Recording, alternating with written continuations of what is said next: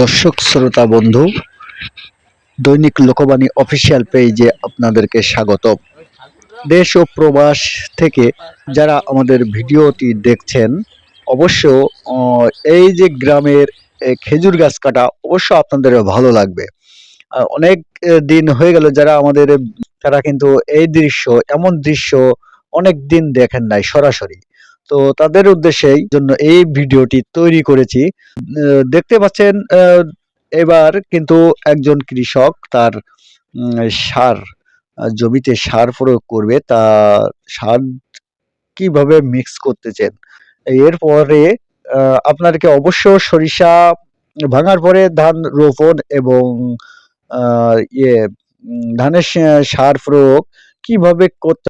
তো এরই মৌসুমে এই সাতক্ষীরার কলারোয়াতে কিন্তু প্রচুর পরিমাণে ধান লাগানো হয়।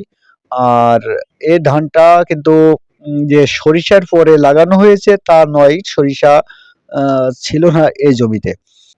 এমন ভিডিও নিয়ে অবশ্য আপনাদের সামনে সম্মুখীন হব ইনশাল্লাহ।